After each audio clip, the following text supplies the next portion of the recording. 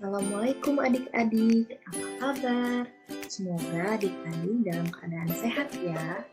Di video kali ini, kita akan mempelajari cara menentukan gagasan pokok dan gagasan pendukung. Nah adik-adik, apakah adik-adik tahu apa itu gagasan pokok dan gagasan pendukung? Kalau belum, yuk kita cari tahu bersama. Jadi adik-adik, gagasan pokok dan gagasan pendukung merupakan komponen penting dalam sebuah paragraf. Suatu paragraf disusun berdasarkan gagasan pokok dan gagasan pendukung. Gagasan pokok adalah inti dari sebuah paragraf. Gagasan pokok menjadi pembahasan utama dalam sebuah paragraf. Sedangkan kalau gagasan pendukung adalah kalimat-kalimat yang memberikan informasi tambahan dalam sebuah paragraf. Gagasan pendukung berfungsi untuk memperjelas topik pembahasan dalam gagasan pokok. Lalu, ciri-ciri gagasan pokok dan gagasan pendukung. Gagasan pokok memiliki ciri khusus yang biasanya mengandung topik permasalahan yang bisa dijabarkan lebih lanjut dan merupakan kalimat lengkap yang bisa berdiri sendiri. Sedangkan ciri khusus untuk gagasan pendukung biasanya mengandung penjelasan lebih lanjut dari kalimat sebelumnya atau kalimat sebelum gagasan pokok. Nah, untuk gagasan pokok itu ada 3 adik-adik. Yang pertama ada gagasan pokok paragraf deduktif, yaitu gagasan pokoknya berada pada awal kalimat di dalam paragraf. Lalu yang kedua ada gagasan pokok paragraf induktif, di mana gagasan pokoknya terletak pada akhir kalimat di dalam paragraf.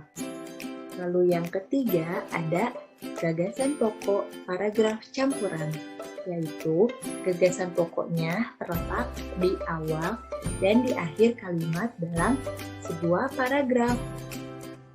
Setelah tadi 3 macam gagasan pokok, selanjutnya kita akan menentukan gagasan pokok dan gagasan pendukung.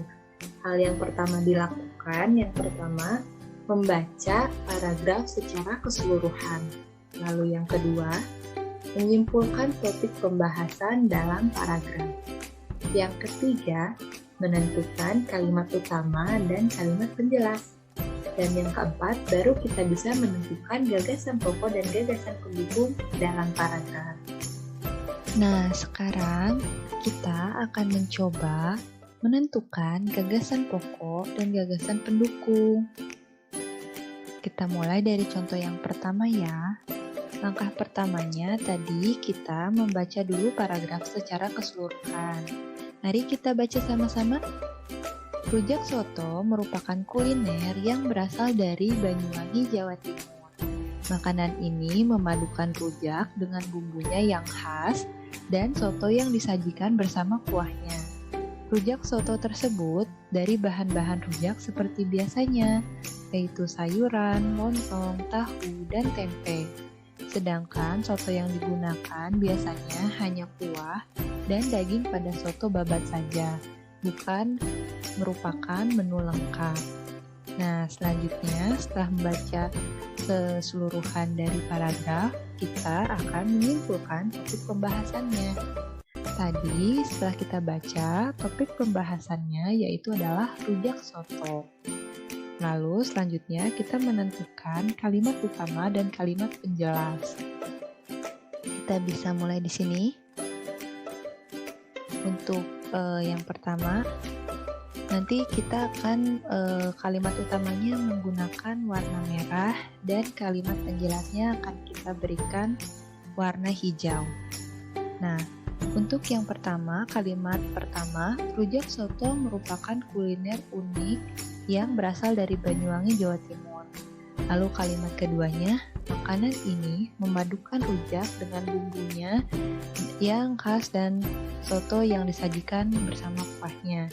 Nah, di sini ada kata makanan ini. Nah, berarti menjelaskan kalimat sebelumnya. Karena ada kata makanan ini memadukan, berarti di sini menjelaskan kalimat sebelumnya. Makanan ininya itu apa? Yaitu rujak soto. Berarti dapat ditarik kesimpulan bahwa kalimat utamanya terdapat pada kalimat pertama ini. Nah, yang merah ini adalah kalimat utamanya atau bisa dibilang gagasan pokoknya. Nah, selanjutnya kita beri warna hijau untuk makanan ini memadukan rujak dengan bumbu yang khas dan soto yang disajikan bersama kuahnya. Nah, kalimat kedua ini merupakan kalimat penjelasnya atau bisa dibilang adalah gagasan pendukungnya. Lalu kita lanjut ke kalimat ketiga. Rujak soto terbuat dari bahan rujak seperti biasanya. Nah, kalimat ini juga menunjukkan bahwa rujak soto ini adalah gagasan utamanya atau pokok pembahasannya.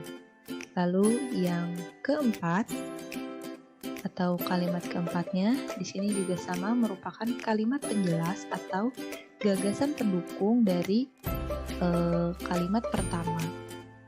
Nah, kita bisa dilihat di sini gagasan pokoknya. Setelah itu kita dapat simpulkan dari kalimat ini, rujak soto merupakan kuliner yang berasal dari Banyuwangi. Berarti gagasan pokoknya adalah rujak soto adalah kuliner unik dari Banyuwangi, Jawa Timur. Lalu kita bikin lagi tarik kesimpulan atau rangkuman dari kalimatnya untuk gagasan pendukung. Kalimat yang kedua bagaimana? Makanan ini memadukan rujak dengan bumbunya. Nah, bisa kita singkat lagi atau kita rangkum untuk gagasan pendukungnya, yaitu rujak soto terbuat dari rujak dan soto. Karena di sini menjelaskan rujak dan juga sotonya. Lalu yang kedua atau gagasan pendukung yang kedua adalah terdapat pada kalimat ketiga. Rujak soto tersebut dari bahan-bahan rujak. Nah, ada kan di sini bahan rujak seperti biasanya, yaitu sayuran, lontong, tahu, dan tempe. Kita simpulkan atau kita rangkum menjadi bahan-bahan rujak. Lalu yang ketiga, gagasan pendukungnya yaitu bahan dasar soto. Karena di sini dijelaskan di kalimat keempat ini, sedangkan soto yang digunakan biasanya hanya kuah dan daging pada soto babatnya. Nah, seperti itu adik-adik.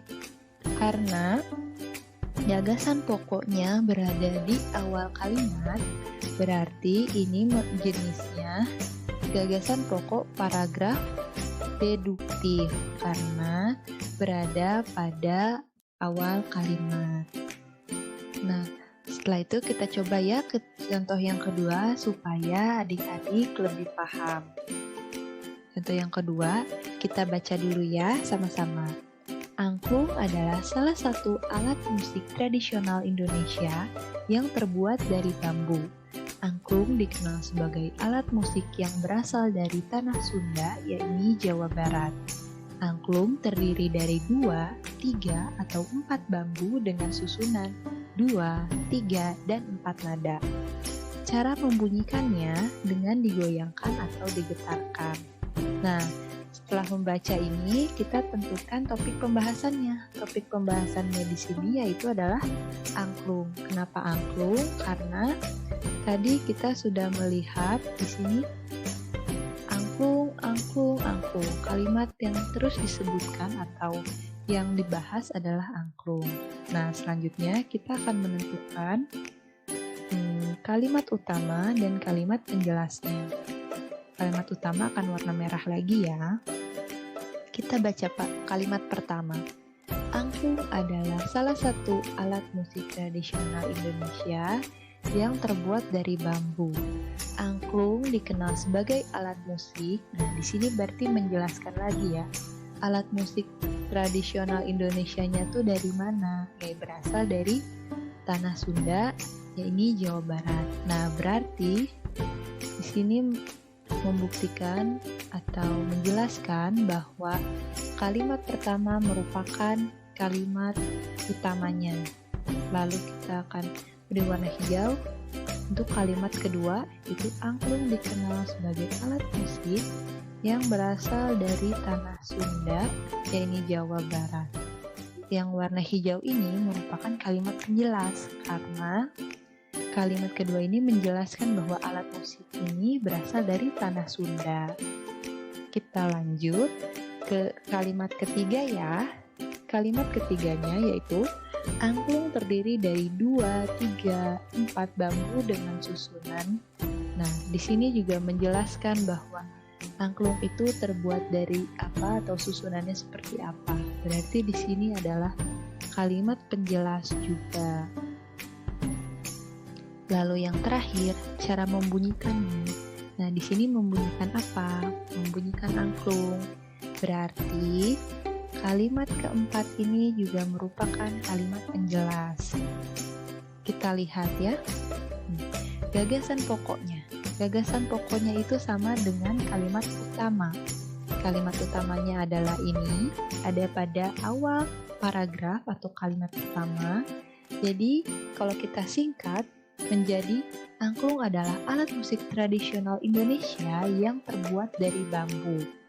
Nah, lalu bagaimana gagasan pendukungnya? Gagasan pendukungnya merupakan kalimat penjelasnya tadi. Pada kalimat kedua ini menjelaskan bahwa alat angklung ini adalah alat musik yang berasal dari tanah Jawa Barat atau tanah Sunda, yaitu Jawa Barat. Nah, berarti di gagasan pendukungnya di sini yang pertama, angklung dikenal sebagai alat musik dari Jawa Barat. Jadi kita simpulkan lagi dari kalimat kedua ini. Lalu kita ke kalimat keduanya atau kalimat ketiganya untuk gagasan pendukung adalah bentuk atau susunan angklung. Kenapa ditulisnya seperti ini? Karena pada kalimat ketiga ini menunjukkan bahwa atau menjelaskan bahwa susunan angklungnya terdiri dari apa saja. Lalu yang ketiga adalah cara membunyikan angklung. Karena di sini disebutkan bahwa cara membunyikannya dengan cara digoyang atau digetarkan. Jadi kita rangkum, kita persingkat lagi untuk gagasan pendukungnya menjadi cara membunyikan angklung. Nah, paragraf ini atau gagasan pokok ini disebutnya adalah gagasan pokok paragraf deduktif. Kenapa deduktif? Karena pokok bahasannya atau gagasan pokoknya terdapat pada awal kalimat. Ini menunjukkan bahwa paragraf tersebut atau gagasan pokok tersebut terdapat pada paragraf deduktif. Nah, kita lanjut ya ke contoh yang ketiga supaya adik-adik bisa lebih paham lagi. Nah, untuk contoh yang ketiga ini kita baca sama-sama lagi ya. Lahir di Tanjung Pura, Langkar, Sumatera Utara pada 28 Februari 1911. Ialah Amir Hamzah, seorang sastrawan angkatan Pujangga Baru. Karya-karyanya tidak perlu diragukan lagi. Beberapa karya yang paling dikenal adalah Nyanyi Sunyi, Buah Rindu, dan Padamu Jua. Karya-karyanya yang lain berupa terjemahan, yaitu Setanggi Timur dan Baghawat Gita. Itulah Amir Hamzah yang karya-karyanya melegenda. Nah, setelah kita membaca ini, kita tentukan topik pembahasannya.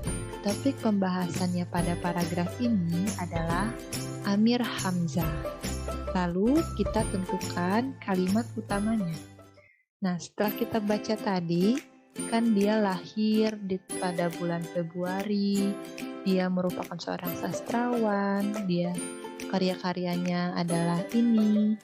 Nah, di sini yang kita lihat adalah kalimat terakhir. Ada kata itulah. Nah, kata itulah ini menjelaskan bahwa kalimat-kalimat sebelumnya itu penjelas dari kalimat terakhir ini. Itulah Amir Hamzah yang karya-karyanya melegenda. Nah, di sini kalimat terakhir ini merupakan kalimat utamanya. Karena ada kata kuncinya di sini yaitu itulah. Itulah di sini menjelaskan bahwa kalimat sebelumnya adalah kalimat penjelas dari kalimat terakhir ini. yang berarti dari kalimat 1, lalu kalimat 2, kalimat 3, ini merupakan kalimat penjelas. Nah, bagaimana gagasannya?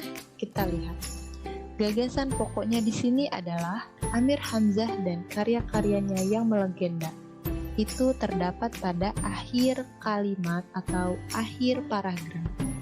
Lalu gagasan pendukungnya apa? Gagasan pendukungnya ada pada kalimat pertama, yaitu tempat tanggal lahir dan pekerjaan Amir Hamzah. Lalu pada kalimat yang kedua, yaitu sini dijelaskan bahwa ada karyanya Nyanyian Sunyi, Buah Rindu, dan Padamu Jua. Itu merupakan karya-karya Amir Hamzah. Lalu yang ketiga, karya terjemahan Amir Hamzah. Karena pada kalimat ketiga dijelaskan bahwa karya-karya lainnya merupakan karya terjemah, yaitu Setang di Timur dan Baghawat Kita. Nah, karena gagasan pokoknya berada pada akhir kalimat, berarti ini merupakan gagasan pokok paragraf induktif. Kenapa induktif? Karena tadi kalimat utamanya atau gagasan pokoknya berada pada akhir kalimat. Nah, bagaimana adik-adik? Apakah adik-adik sudah paham? Semoga penjelasan tadi dapat dipahami ya oleh adik-adik. Dan setelah menonton video ini, adik-adik bisa berlatih lagi untuk menentukan gagasan pokok dan gagasan pendukung dari buku yang adik-adik miliki, atau bisa juga dari internet. Sekian video ini. Terima kasih. Assalamualaikum warahmatullahi wabarakatuh.